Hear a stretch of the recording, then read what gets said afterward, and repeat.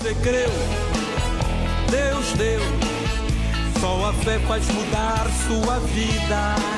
Você creu, Deus deu, a promessa em você será cumprida. Josué preparou todo o povo para atravessar o Jordão. Eu quero que você abra sua Bíblia no livro de Neemias. Vamos lá? Neemias capítulo 6. Neemias é um livro lá do Antigo Testamento. É fácil de encontrar. Neemias capítulo 6. Você vai encontrar os versículos 15 e também o 16, tá? Vamos ler? Está escrito assim, ó. Acabou-se, pois, o muro aos 25 de Elul, em 52 dias. E sucedeu que, ouvindo-o todos os nossos inimigos, temeram todos os gentios que havia em roda de nós, e abateram-se muito em seus próprios olhos, porque reconheceram que o nosso Deus fizera esta obra. Vamos ler novamente os dois versículos, tá? O 15 e o 16. Acabou-se, pois, o muro aos 25 de Elul, em 52 dias. E sucedeu o quê? Ouvindo-o todos os nossos inimigos, temeram todos os gentios em roda de nós, e abateram-se muito em seus próprios olhos, porque reconheceram que o nosso Deus fizera esta obra. Irmãos, olha só. Sabe quando você passa em frente a uma grande construção, em frente a uma grande obra? Claro que, aqui no estado de Rondônia, pelo menos em Porto Velho, eu ainda não vi aqueles grandes, arranha-céus, aqueles prédios altíssimos. Tem alguns, mas eu acho que não chega ainda a ser considerado aí um arranha-céu. Mas quando você passa de frente que você olha, e você fala, meu Deus do céu, como é que o homem conseguiu desenvolver uma capacitação de construir algo tão grande assim, tão esplendoroso? Quando você olha, você chega na conclusão de que não foi fácil construir aquilo. Uma série de coisas, o número gigante de pessoas e maquinários foram necessários para que aquela construção realmente acontecesse. E depois de pronta, a pessoa tem condições de parar e ficar ali admirando. O texto que nós acabamos de ler mostra mais ou menos isso. Claro que não era nenhum grande prédio, nenhum grande arranha-céu, mas para a época foi uma obra gigantesca feita,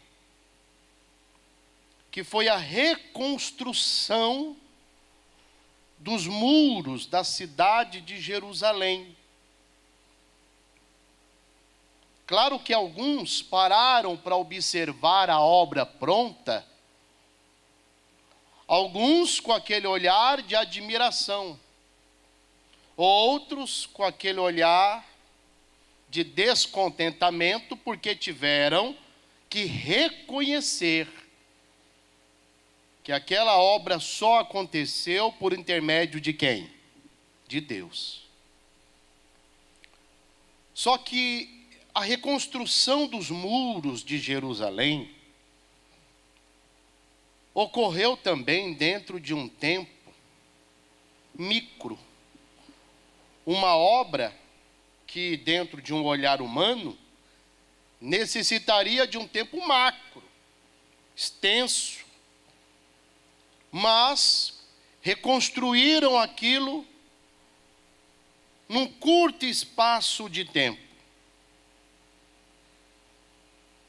E aqueles que queriam retardar a reconstrução, aqueles que queriam impedir a reconstrução, tiveram que reconhecer que Deus estava naquela obra. Agora, o que eu quero fazer você entender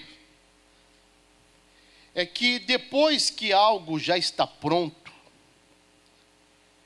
depois que algo se conclui, se torna concreto, muitas das vezes é necessário nós começarmos a analisar o que cooperou para que aquilo acontecesse. O que foi feito? Quais foram as medidas tomadas para que de fato aquela obra acontecesse? E para que os muros de Jerusalém pudessem de fato estarem ali edificados novamente, muitas perseguições aconteceram. Muitos tentaram se levantar contra. Lutas e adversidades tiveram que ser superadas para que Jerusalém estivesse novamente cercada, murada pelos seus muros. E quando nós olhamos para o chamado pontapé inicial, nós podemos olhar e podemos extrair lições importantíssimas para a nossa vida. Porque talvez, eu não estou afirmando, mas talvez o retrato da sua vida está como Jerusalém estava.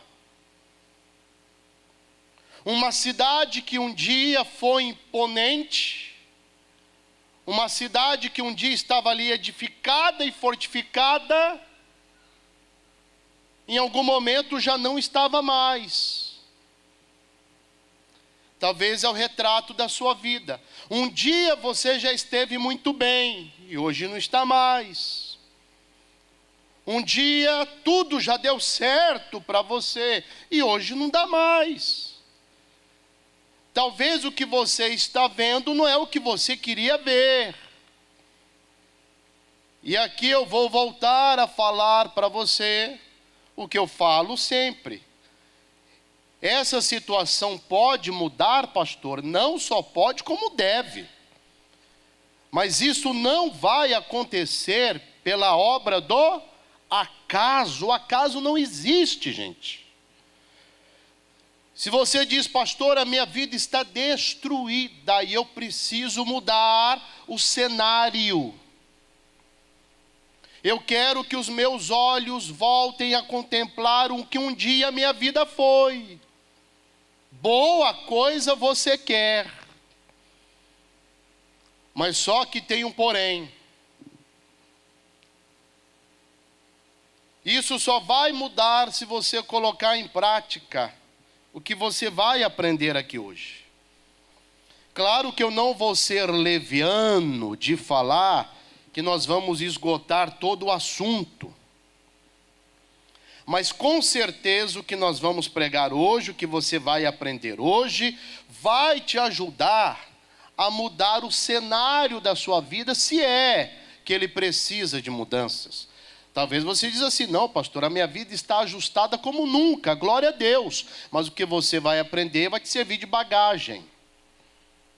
Até para você ensinar a outros. Mas talvez não. Talvez é a sua vida que precisa de uma reconstrução. É a sua vida que talvez precisa, literalmente, mudar o estado que ela se encontra. Então, quando eles olharam para os grandes muros de Jerusalém, novamente edificados em um tempo recorde, isso aconteceu por quê? E é isso que nós vamos falar agora. Porque para a obra acontecer, para que a reconstrução de Jerusalém fosse realmente uma realidade, 3 coisas foram fundamentais. E é sobre essas 3 coisas que eu quero tratar com vocês. De uma forma bem objetiva e direta, eu já posso adiantar para você que o pontapé inicial para mudar essa história foi consagração, oração e atitudes.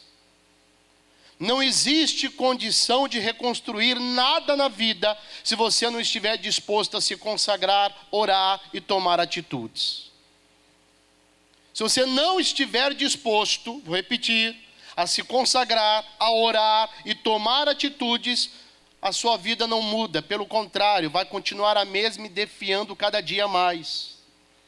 Agora, se você estiver disposto a fazer o que Neemias fez, meu irmãozinho, uma coisa eu te falo sem medo de errar. Em breve você estará contemplando os muros da sua vida, novamente edificados para a glória de Deus.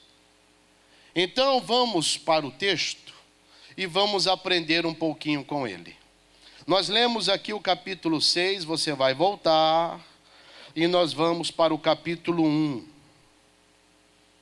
Neemias capítulo 1. O texto diz assim: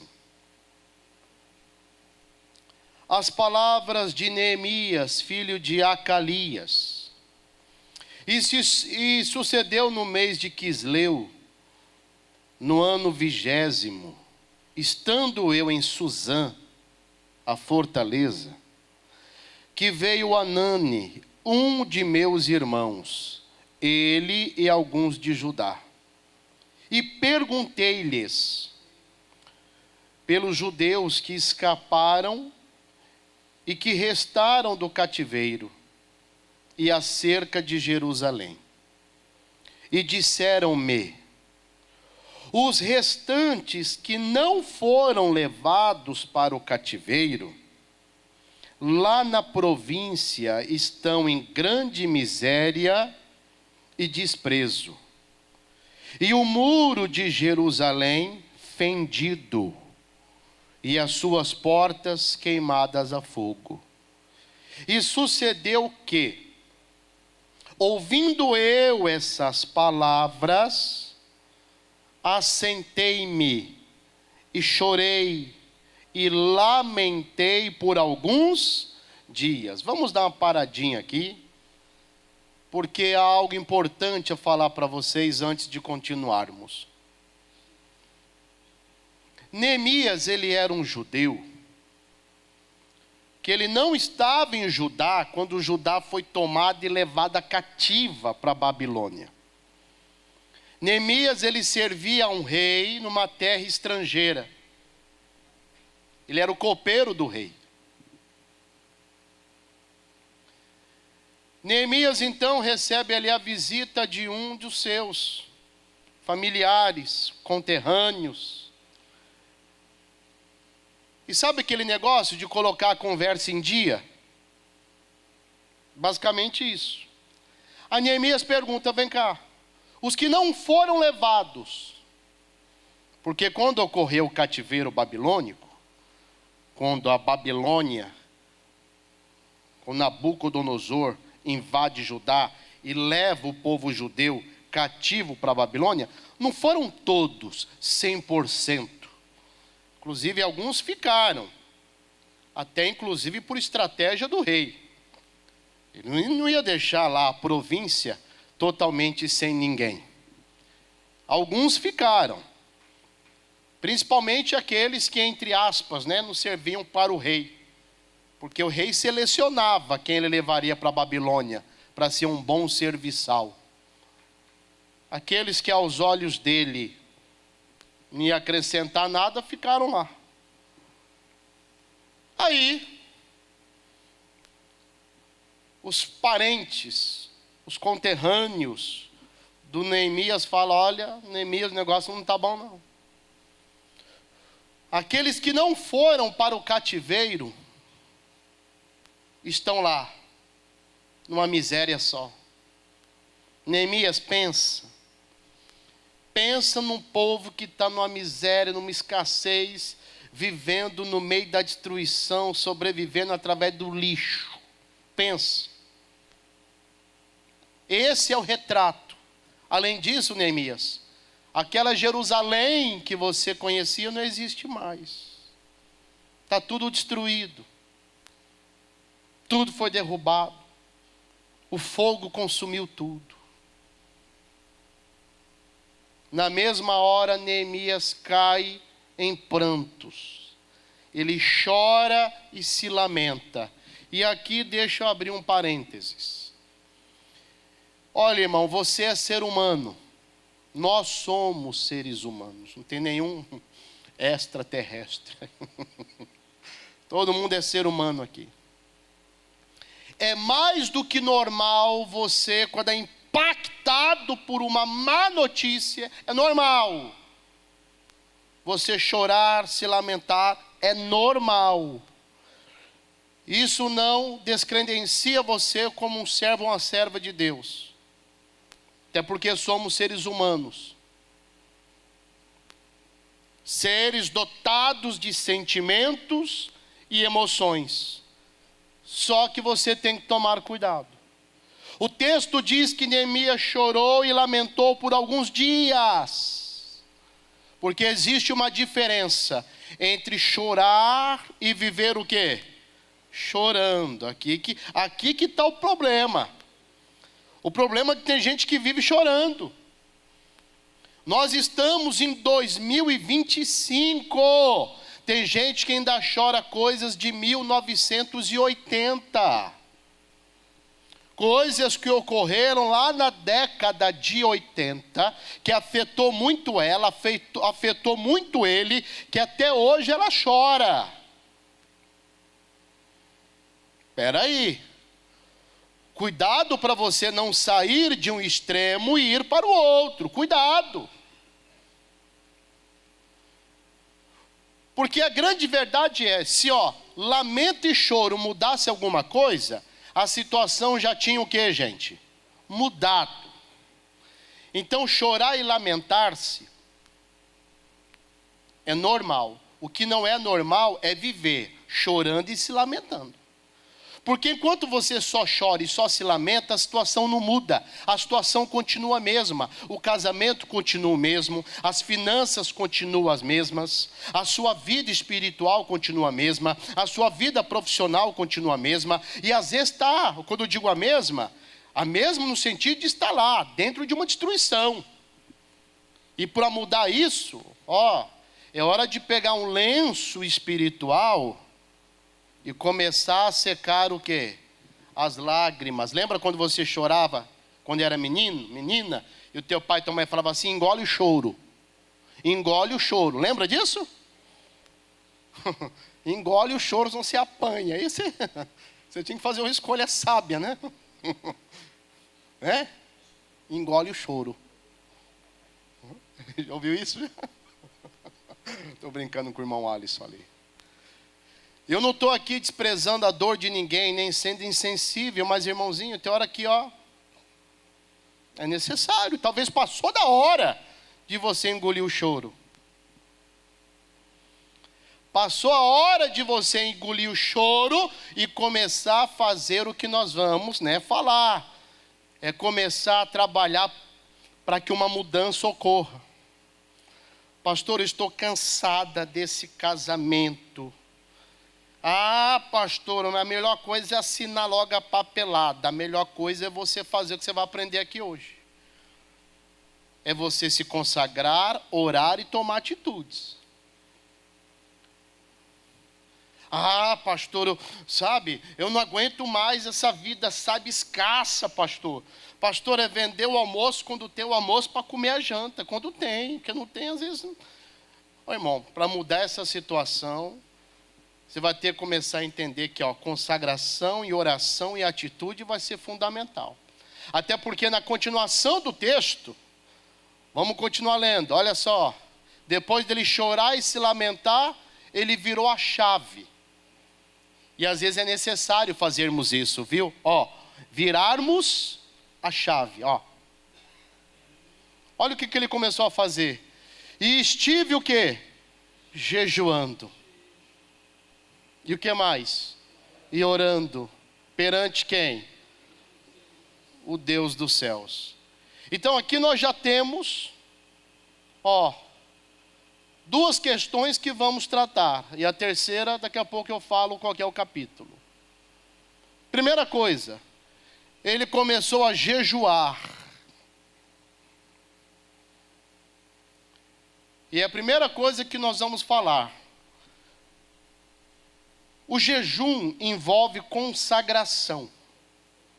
Irmão, não adianta você querer a ajuda de Deus para mudar uma situação se a sua vida não é uma vida consagrada a Ele. E o que é uma vida consagrada a Deus, pastor? Vamos pegar aqui, lá no Antigo Testamento, inclusive lemos isso esses dias, hein? Vamos em Levítico. Levítico capítulo 27. Diz assim o versículo 28 do capítulo 27.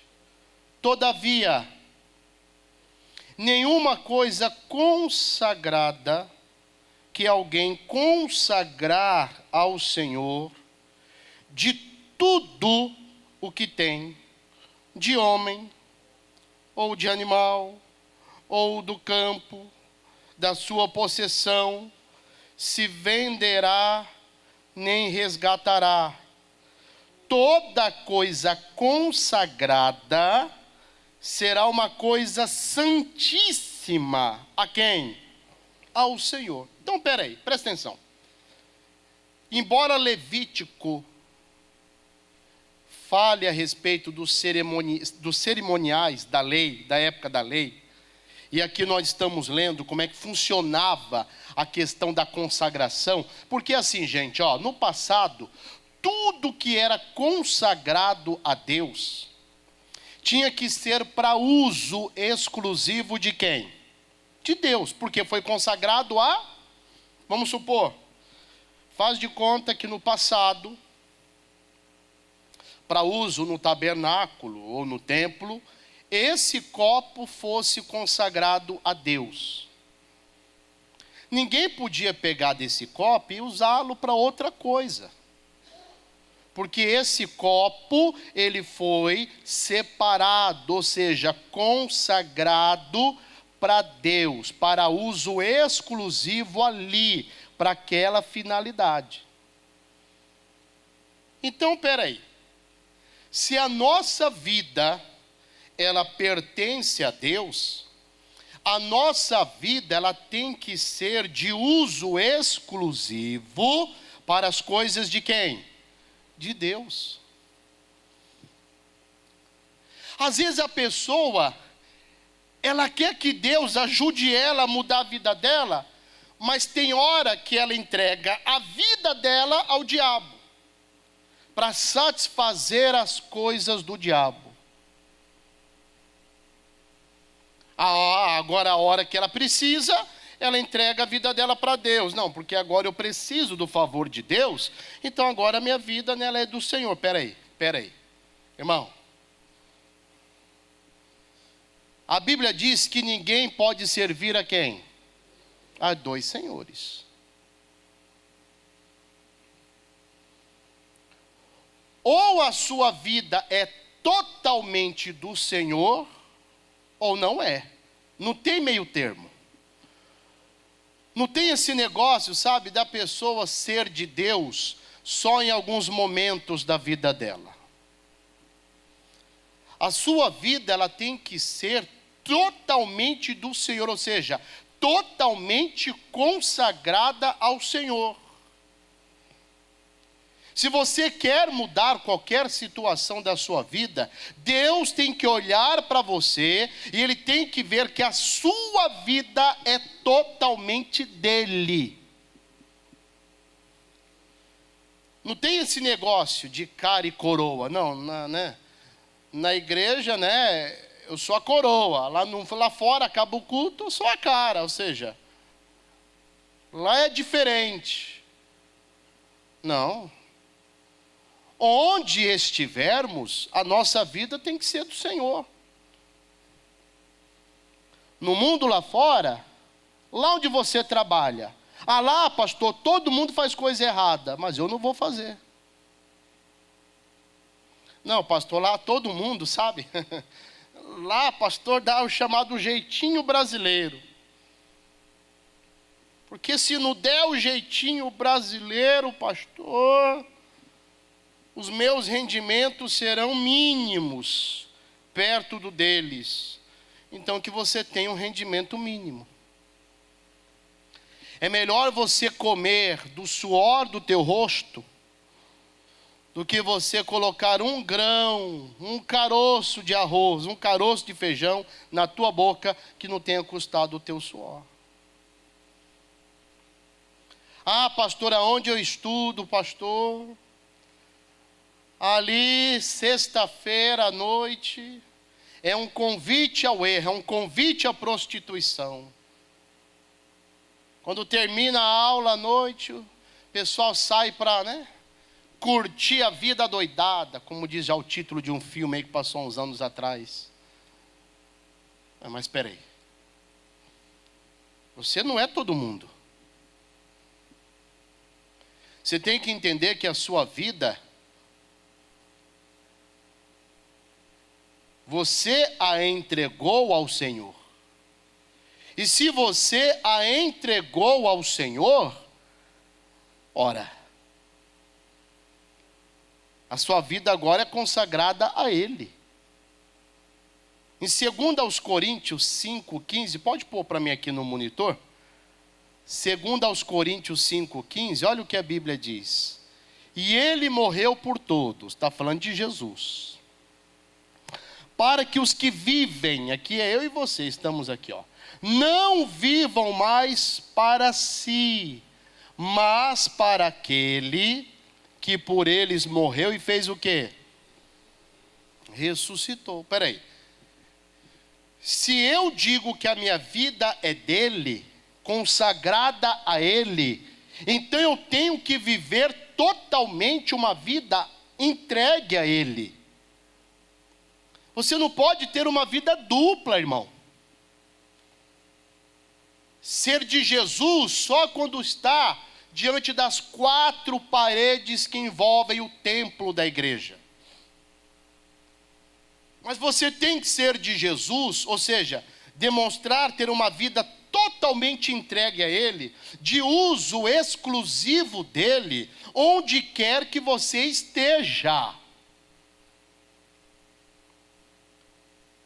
Neemias começou a mudar a situação se consagrando. Ele se apartou e começou a jejuar, porque o jejum, repito, o que é o jejum? Jejum é um ato que a pessoa toma, é uma atitude que a pessoa toma, para poder se abster daquilo que fortalece a sua carne.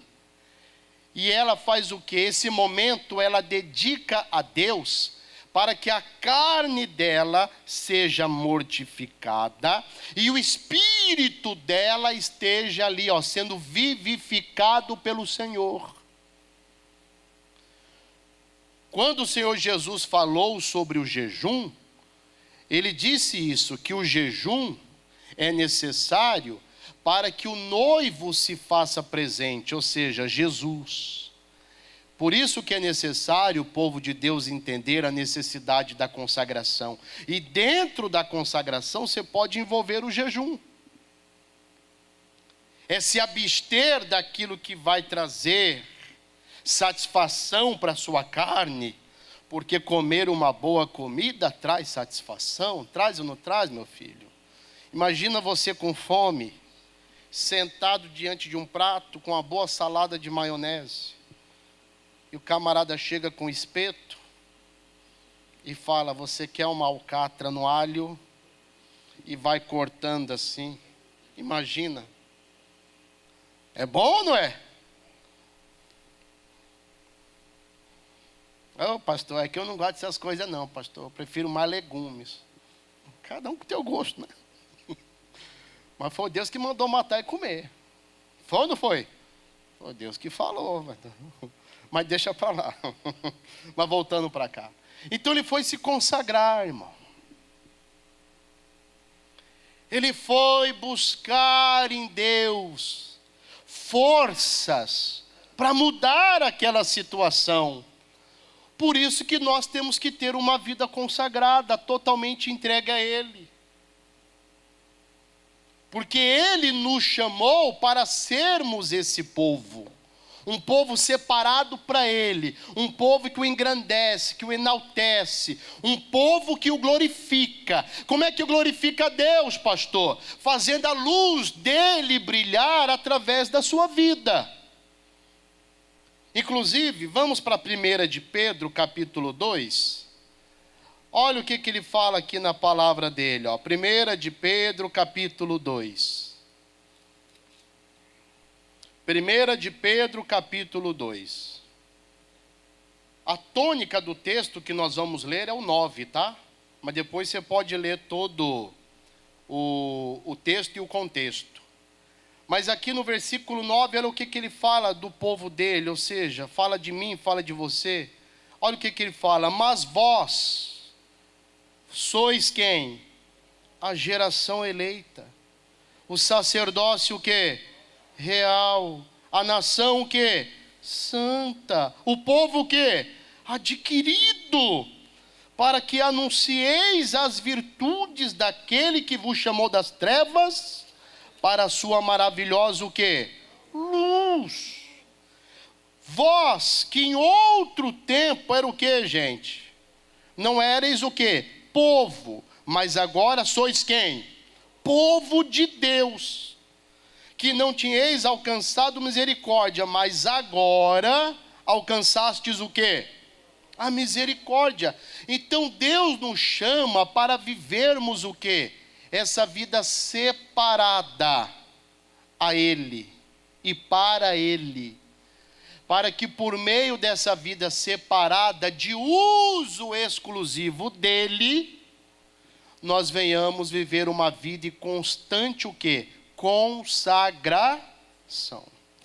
Então, se você quer mudar qualquer situação adversa da sua vida, a primeira questão a você olhar e observar é essa. É se questionar se a sua vida realmente está sendo uma vida totalmente consagrada a Ele. Então, irmãos, pense nisso. Amém? Segundo lugar, além de Neemias jejuar, o que ele fez mais? Ele orou. Irmãos, preste atenção numa coisa. A oração, ela tem o poder de movimentar, de mover o mundo espiritual. O que acontece na nossa vida, no campo físico, é reflexo daquilo que está acontecendo no ambiente o quê? Espiritual. E o que vai mover o mundo espiritual, pastor? Além da fé, a nossa oração, as nossas palavras.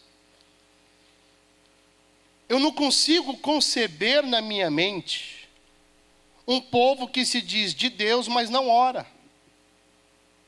Um povo que se diz de Deus, mas não fala com Ele, não conversa com Ele. Ah, pastor, todo dia eu rezo o Pai Nosso. Irmão, deixa eu te ajudar a entender uma coisa importante. A religião te enganou a vida toda. Eu também um dia fui enganado. Deixa eu explicar uma coisa para você. Existem algumas empresas, para você conseguir trabalhar nela, você tem que escrever uma carta para poder entregar. E essa carta, existe uma carta modelo, que é para você olhar, ler, para você ter uma noção de como faz e fazer uma parecida, não igual, parecida. A chamada oração do Pai Nosso, presente nas Escrituras, é uma oração modelo, que na mão da religião virou uma reza. São palavras que na cabeça de muitos estão, já decoradas. Mas quando são pronunciadas sem vida, de uma forma vazia. Por quê? Porque é o chamado decorebes. Pai nosso, que estais nos céus, santificado seja o teu nome, venha a nós o vosso reino, seja feita a tua vontade, assim na terra como no céu.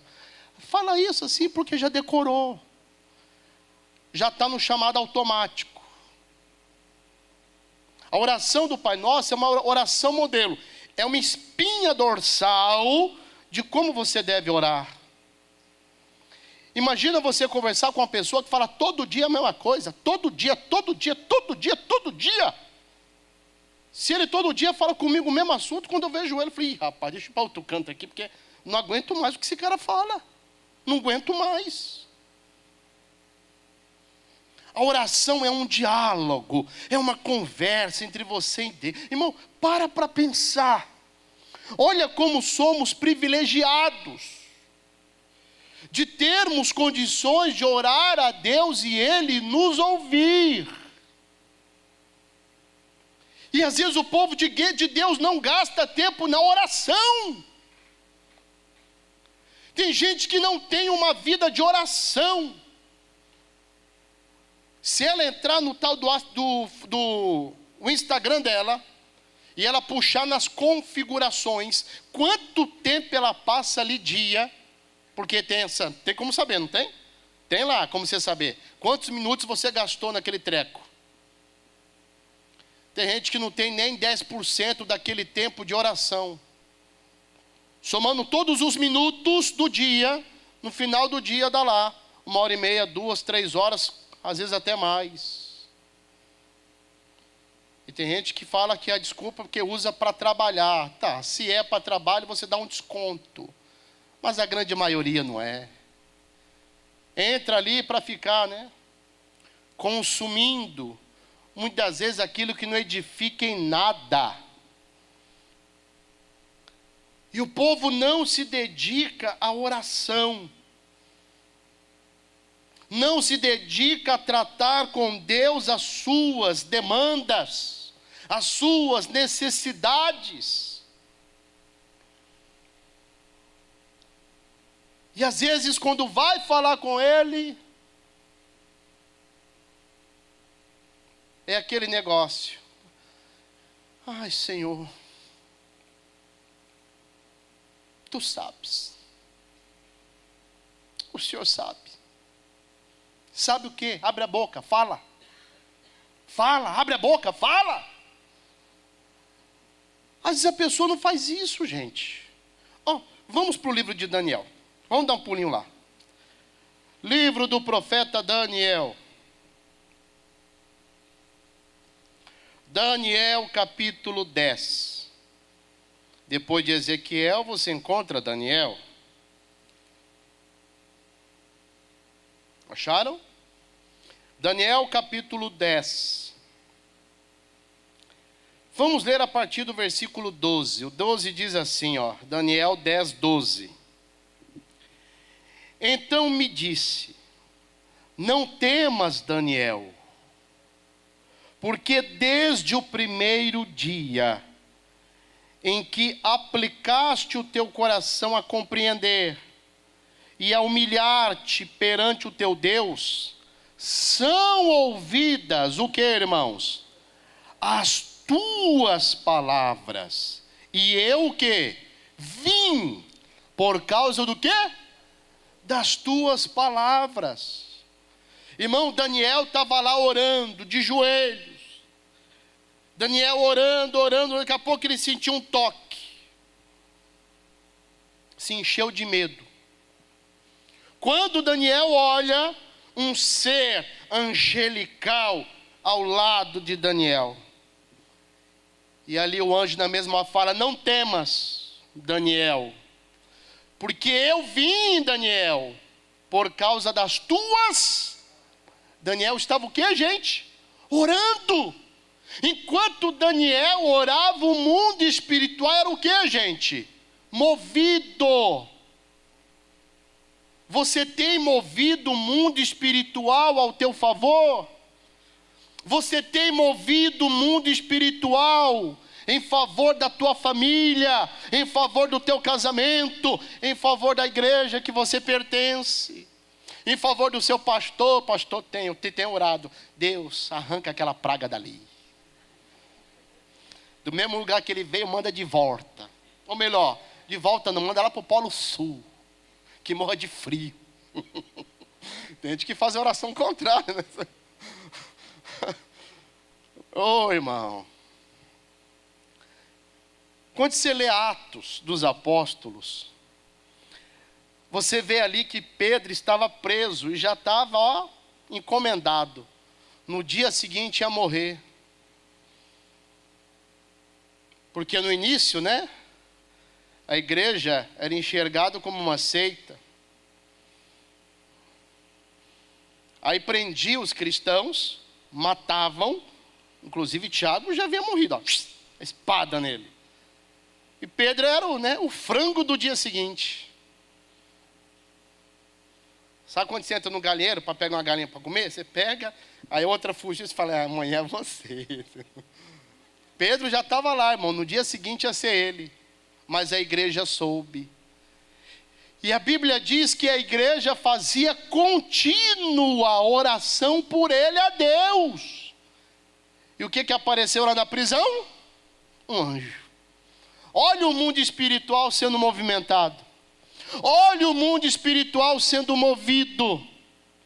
Ah, meu irmão, se eu pudesse te dar um óculos, que nós pudéssemos enxergar através dessas lentes o mundo espiritual, você não ia passar um dia sequer sem orar. Você não ia passar um dia sequer sem falar com Deus. As nossas orações, irmãos, são ouvidas. Agora, é claro, elas são ouvidas não no nosso o quê? Tempo, mas no tempo de Deus. Até porque em Gênesis 25, deixa eu ver se é o 25, põe aqui para mim. Acho que é versículo 21. E Isaac orou. Ele fazia o que, gente? Ele orava instantemente ao Senhor por sua o quê? Mulher, porquanto ela era o quê? Estéril. E o Senhor o quê? Ouviu as suas orações. E Rebeca, sua mulher, o quê? Olhando assim, se você examinar o texto, a impressão que dá é que quando eles descobriram que a Rebeca era estéril, Isaac começou a orar, não demorou muito, estava ela lá, grávida. Não. Eles se casaram, ele tinha 40 anos. Ele foi ser pai aos 60. Matemática simples, básica, objetiva e direta. Quanto tempo de oração? 20. Mas ele não se cansou de orar. E tem gente que já se cansou. Pastor, eu não aguento mais, já vou deixar de orar por esse casamento. Está orando há quanto tempo, filha? Tem 7 semanas.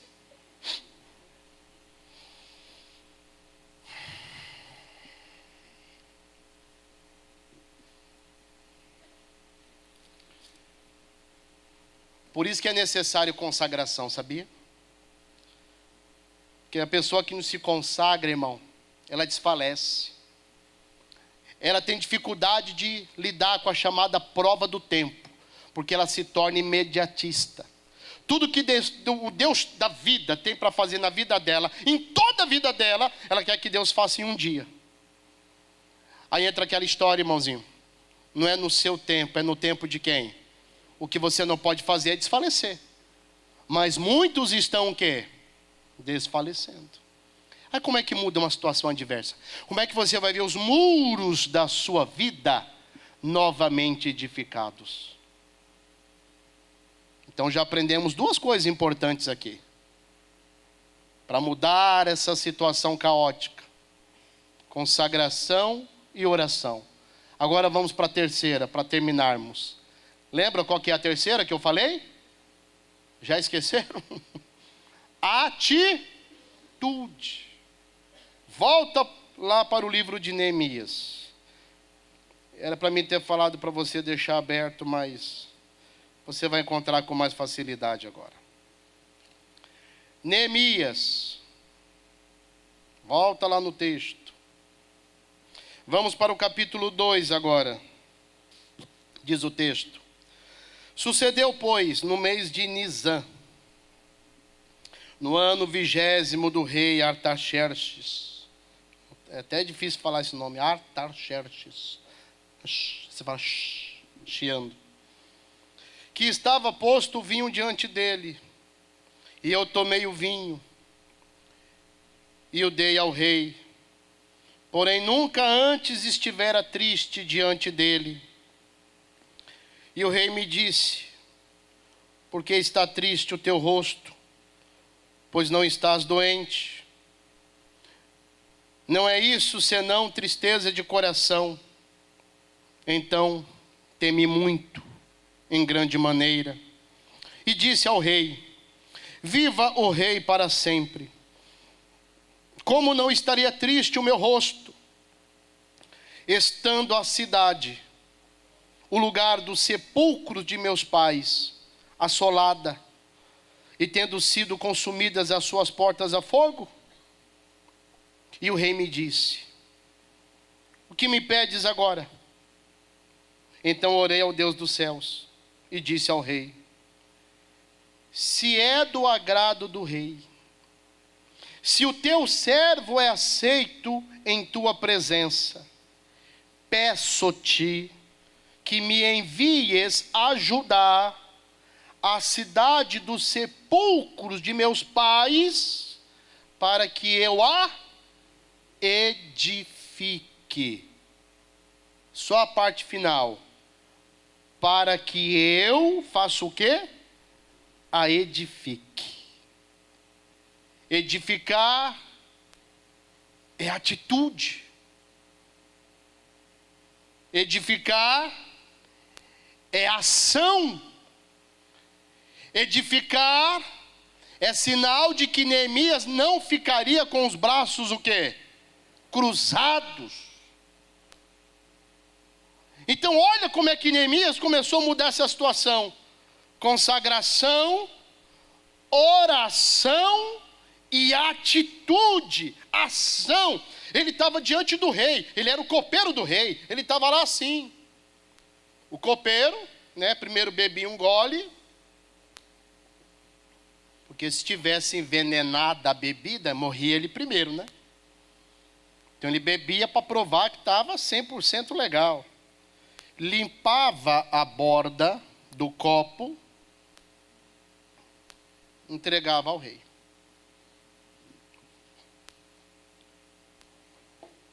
O rei deu uma olhada para ele.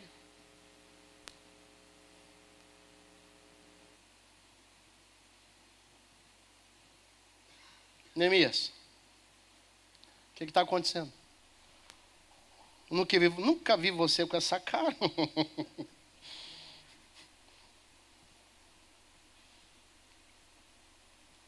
Você sempre esteve diante de mim, bem postado, com uma boa afeição. Até porque a Bíblia diz, né, gente, o coração alegre faz o quê? Aformoseia o rosto. Porém, pela dor da alma, do coração, o espírito faz o quê?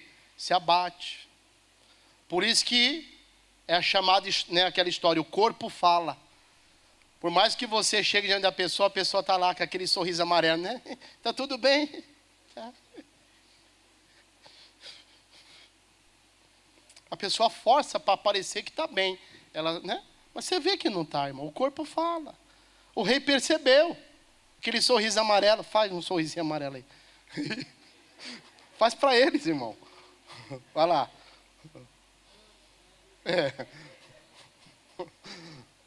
Aí o rei chega e fala, vem cá, o que está acontecendo? Aí ele abre o coração. Olha como esse homem é inteligente, irmão. Ele abre o coração para a pessoa certa na hora certa. E olha como ele é sábio. Ele chega e fala, rei, como é que meu coração não estaria triste? Pois eu fiquei sabendo agora há pouco, esses dias atrás, que as pessoas que fazem parte da minha família estão numa miséria tremenda. Alguns foram presos, outros estão lá, morando no meio dos escombros. Está tudo destruído, uma miséria tremenda.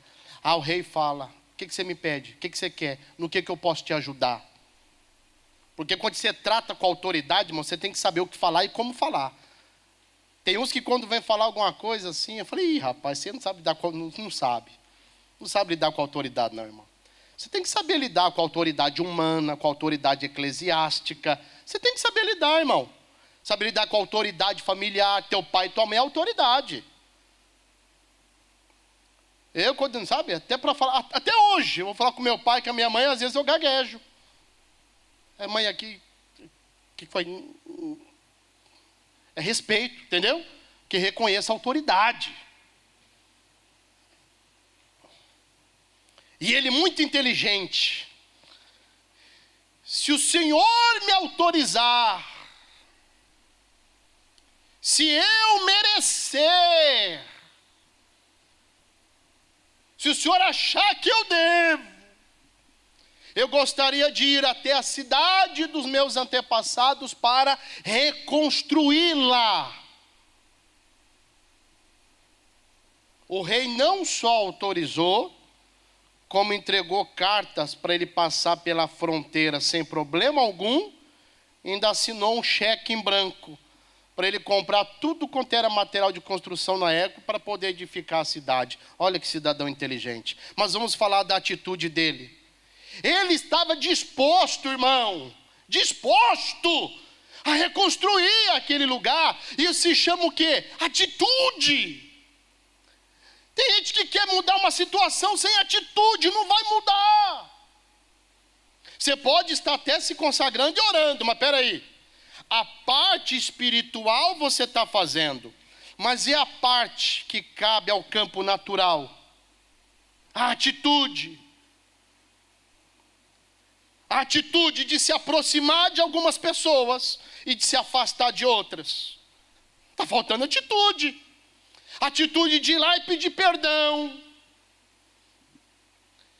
Atitude de parar de ser crente que só vem para a igreja de vez em quando, nunca. Ou quando as coisas apertam, ou quando está tudo difícil. Porque quando está tudo bom, parece que a igreja não existe para você. Atitude. Que tem que começar a mudar. E às vezes não mudamos as nossas atitudes. E toda atitude gera consequência. E às vezes as consequências não são agradáveis. Lógico.